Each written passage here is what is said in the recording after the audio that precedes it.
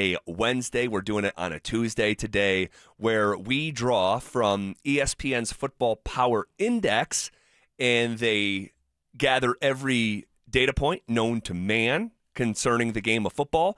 They put it all together. They simulate the season tens of thousands of times, and then it spits out all these numbers, all right? And it's not just wins and losses. It's who you are in the run game, who you are stopping the run. All the facets of football get taken into consideration here.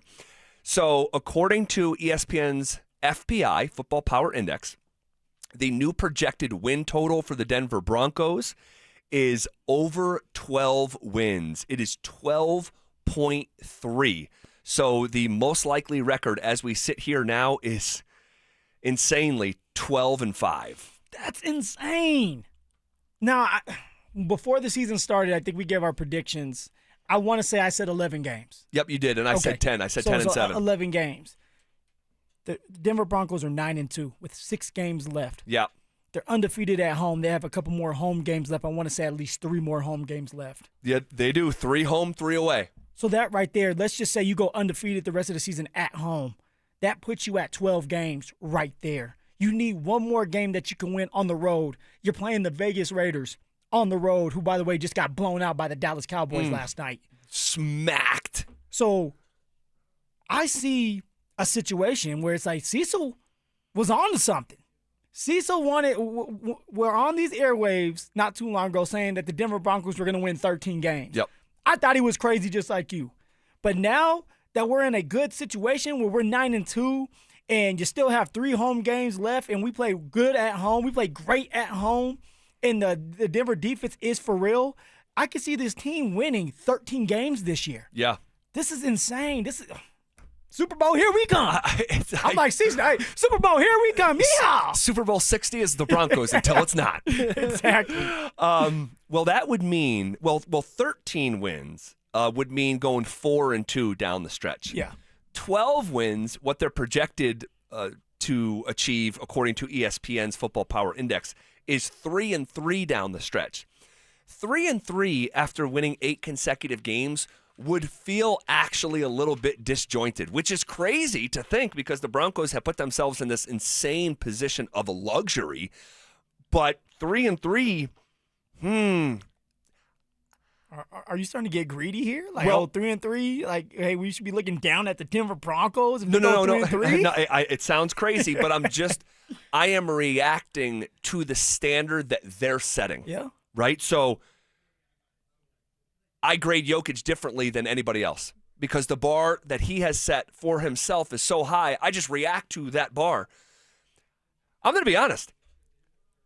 Jokic went for 36 points, 18 rebounds, and 13 assists last night. Triple-double. I sound like a psychopath. Don't say it. I understand I sound like a psychopath, but I watched every game of this guy for the last decade. I didn't think he played that great. I mean, he started off 3 for 10. I mean, he was missing bunnies and stuff. I sound like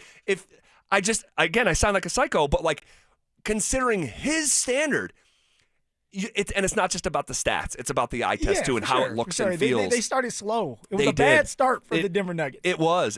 So it's one of those things where it's like, man, how could you say 36, 18, and 13? You do sound a little crazy. I know there. I do. I sound crazy even in my own ears, but I know what I know, and I've watched what I've watched for the last 9 seasons, and I'm like, that's not even close to his best game. Not even close. Okay, so that's how you're feeling about the Broncos. But for the most part, when you're talking about the Broncos, it's all about what the defense has done to help us win these games.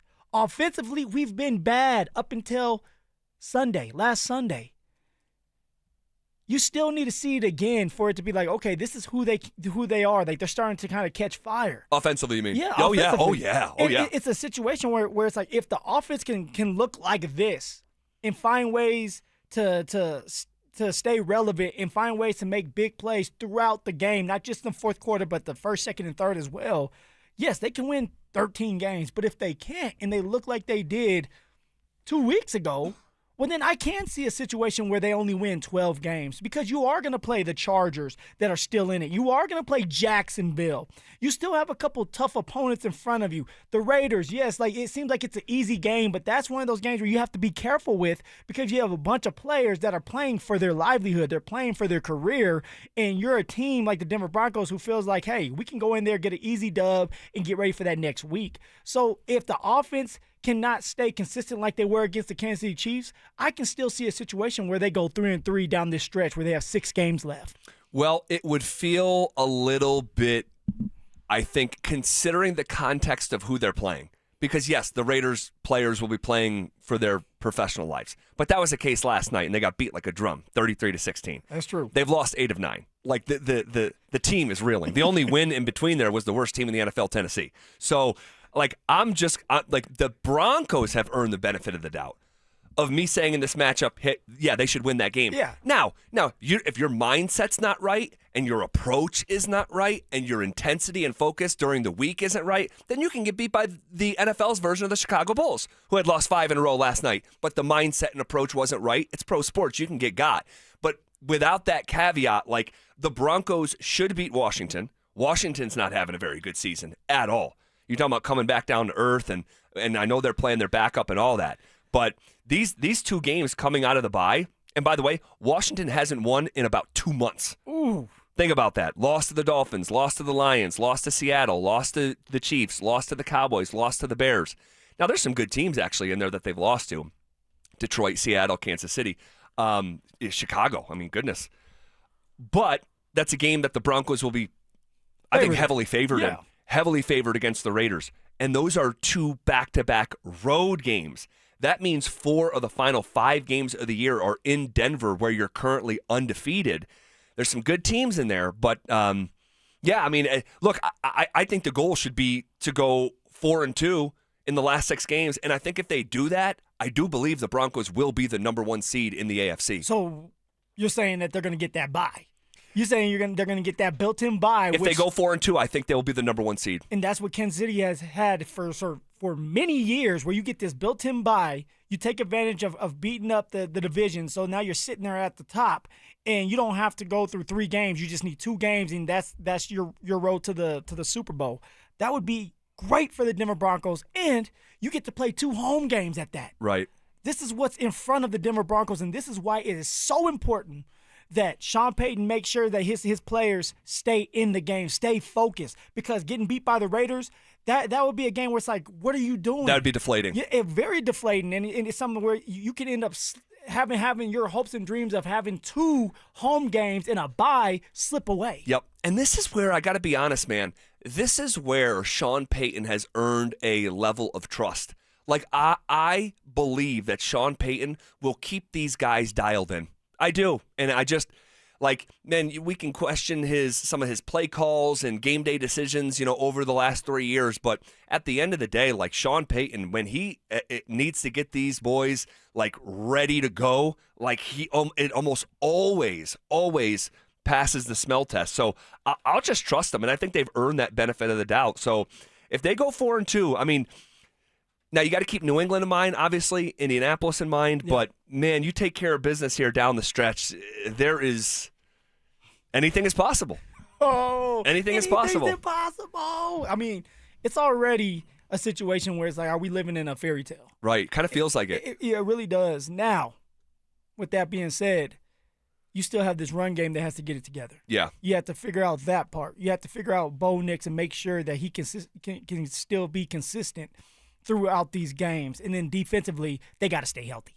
All of this is all about health, about Bo Nix, and now about that run game. Can you stay consistent with the run game, pick up the yards when you need to, break a couple off when you need to, so that you can force defenses to keep a defense honest and respect the run game.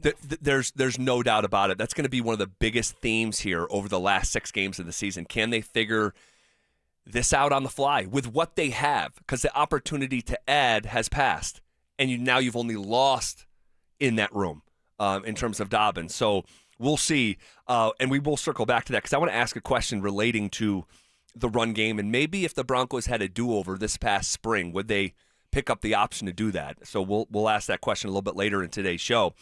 To finish up the numbers here. So, yeah, if you're just joining us, new projected win total for the Denver Broncos is over 12.3, according to ESPN's Football Power Index.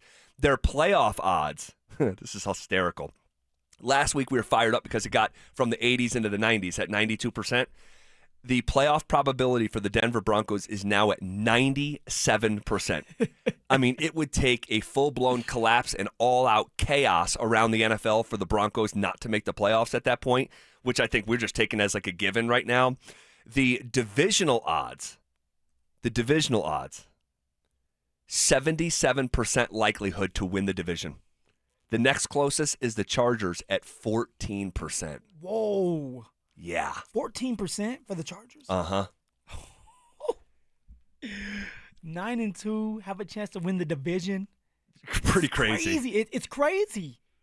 77% likelihood. The probability that the Denver Broncos are playing on the divisional round weekend, all right, is 64%.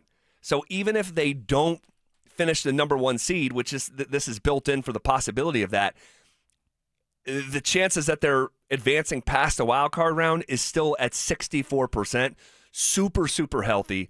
The AFC title game probability, so you're playing on the NFL's Final Four weekend, is 34% likelihood. Okay, this was in the low 20s last week. Yeah.